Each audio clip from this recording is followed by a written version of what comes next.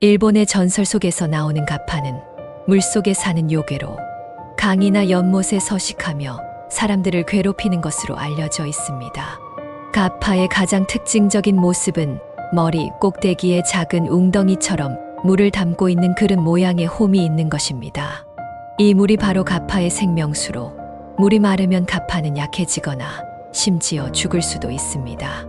어느 어두운 밤, 한 작은 마을 가까이에 위치한 깊고 조용한 강에서 가파가 사람들을 노리고 있다는 소문이 돌기 시작했습니다. 마을 사람들은 강 근처에 가까이 가지 않으려고 했지만 호기심 많은 한 젊은이가 가파를 직접 보기 위해 강 근처로 향했습니다. 그가 강둑에 도착했을 때 갑자기 물속에서 손이 뻗어 나와 그의 발목을 붙잡았습니다. 그 순간 그는 자신이 가파의 소나기에 잡힌 것을 깨달았습니다. 가파는 그 젊은이를 물속으로 끌어당기기 시작했고 젊은이는 필사적으로 저항했습니다. 가파의 눈은 녹색으로 빛나고 그의 입에서는 끔찍한 미소가 드러났습니다. 젊은이는 간신히 가파의 소나기에서 벗어나기 위해 몸부림쳤지만 가파의 힘은 생각보다 강했습니다. 그 순간 젊은이는 가파의 머리 꼭대기에 있는 물이 담긴 홈을 발견했습니다.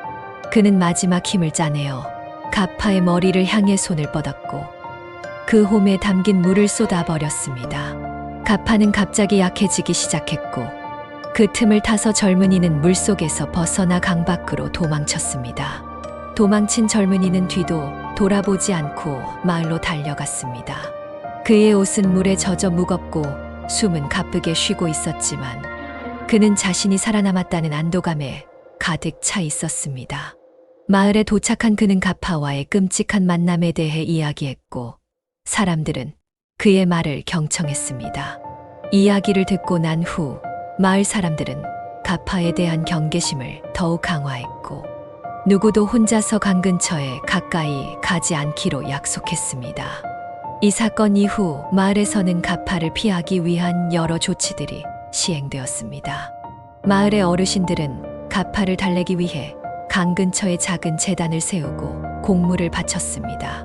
그들은 가파가 좋아하는 것들, 예를 들어 오이를 제단에 바치며 마을과 그 주민들을 해치지 않도록 기도했습니다. 하지만 젊은이의 경험은 마을 사람들에게 중요한 교훈을 남겼습니다.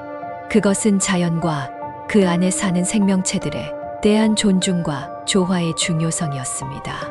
가파와의 불행한 만남은 마을 사람들에게 자연을 두려워하고 멀리하는 것이 아니라 이해하고 존중하는 방법을 찾아야 한다는 것을 가르쳤습니다. 시간이 지남에 따라 가파와 사람들 사이에는 일종의 묵시적인 평화가 성립되었습니다. 마을 사람들은 가파를 해치지 않으며 가파 또한 사람들을 괴롭히지 않았습니다. 이 이야기는 세대를 거쳐 전해지며 자연과의 조화로운 공존의 중요성을 상기시켜주는 교훈으로 남았습니다. 그렇게 가파는 더 이상 무서운 존재가 아닌 존중과 이해를 바탕으로 한 공생의 상징으로 변화하게 되었습니다. 마을 사람들과 가파 사이에 생긴 이 평화로운 관계는 오랜 시간 동안 지속되었고 가파는 일본의 전설 속에서 가장 독특하고 매혹적인 존재 중 하나로 기억되게 되었습니다.